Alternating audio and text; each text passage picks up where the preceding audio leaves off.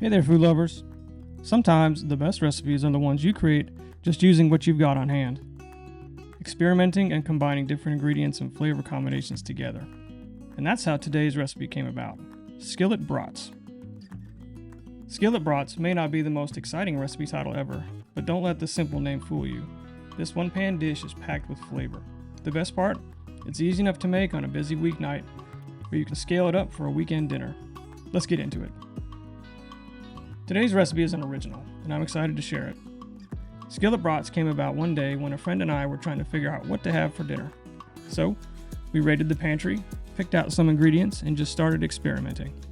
What we came up with is essentially brats in a flavorful herb and vegetable sauce. I have lots of original recipes, so this will not be a one and done. Let's take a look at the ingredients we will use. 6 brats, your choice of flavors, 2 bell peppers, 1 small onion, 2 tomatoes, 3 strips of bacon, 6 garlic cloves, 1/4 teaspoon of basil, 1/4 teaspoon of dill, 1/4 teaspoon of rosemary, 1/4 teaspoon of sumac, 1/4 teaspoon of Tabasco or hot sauce of your choice, 1/4 teaspoon of crushed red pepper flakes, 1/4 cup of red wine, 1 cup of brown rice. Let's start with doing some prep work. Take the peppers and cut them into thin slices. Cut the onions the same way. Now, the idea behind this meal is to use what you have on hand. So if you need to substitute fresh onions for dried, that's no problem. Finely dice the tomatoes. Try to take out the seeds first by slicing them in half and scooping out the insides. Now, take the bacon strips and cut them into smaller slices.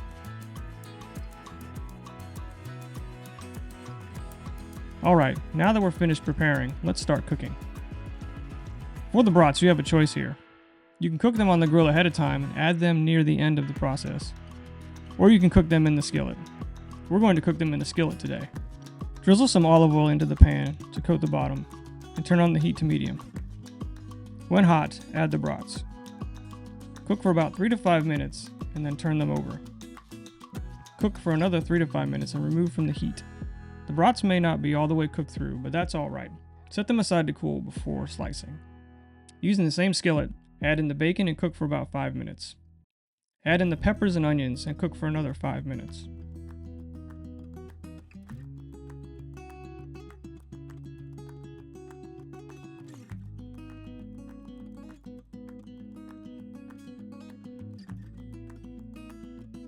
Next, add the garlic cloves and tomatoes. Cook for another 3 to 5 minutes. Add in the red wine and reduce to a simmer. If you cook the brats in the skillet, slice them into medallions and add them in at this point. Simmer for about 10 minutes. If the brats are already cooked through, go ahead and slice them, but do not add them yet.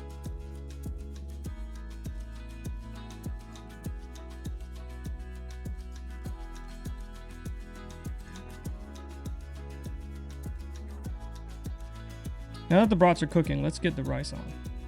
You can cook the rice on the stovetop in the same pan, or if you have a rice cooker or an Instant Pot, you can use those as well.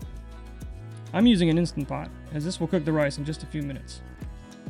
You can get creative with the flavors, but I'm opting for a simple chicken stock to cook with the rice. Whatever method you choose, just follow the directions on the rice package, or for the particular cooking device you're using. For this Instant Pot, I'll choose the rice setting and set the time to 15 minutes. While the dish simmers and the rice cooks, let's take a look at the popularity of one-pot meals.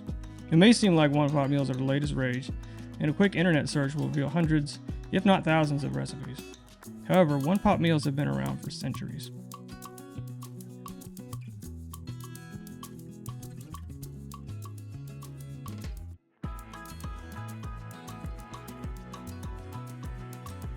In medieval times, cooks used cast iron pots or pans for meals like stews or porridge.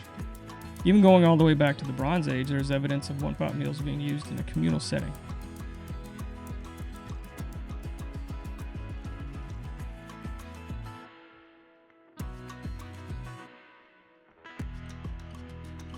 One-pot meals have been a staple of Indian cuisine for generations. In fact, through many societies across the globe, one-pot cooking can be traced back through time. So, while modern day recipes may have elevated the one-pot game, we're definitely not reinventing the wheel. Alright, now that the dish is simmered, it's time to add the spices, Tabasco sauce, or hot sauce of your choice, and red pepper flakes. If you don't want the spicy kick, you can omit the hot sauce and pepper flakes. Or you can double the amount if you really want to spice things up.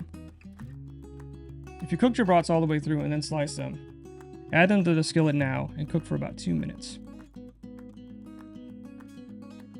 Give it a taste and adjust the seasonings using salt and pepper to your liking. And there we go, skillet brats, ready to serve and enjoy. The rice perfectly cooked, hot and ready. Let's put it together. Grab a bowl and add in some of the rice.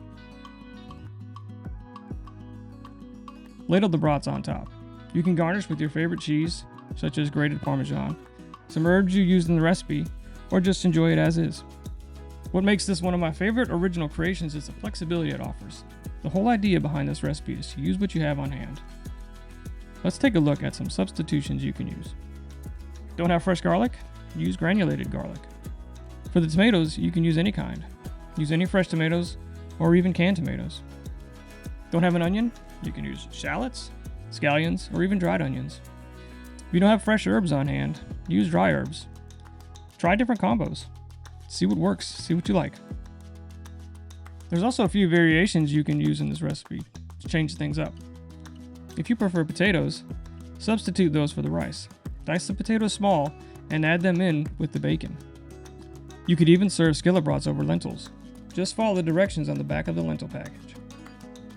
You can make it an Italian night by substituting Italian sausage for the brats, oregano for the dill, and pasta for the rice. This recipe happened by accident and has become a family favorite. I hope this inspires you to raid the pantry and come up with a new favorite recipe you created. Give it a try. You never know what you might come up with. If you enjoyed this video and want to see more recipes like this, hit that like and subscribe button. It definitely helps the channel. And hey, if you give this recipe a try, let me know how it came out and what substitutions you used. I want to hear all about it in the comment section. Until next time, keep cooking.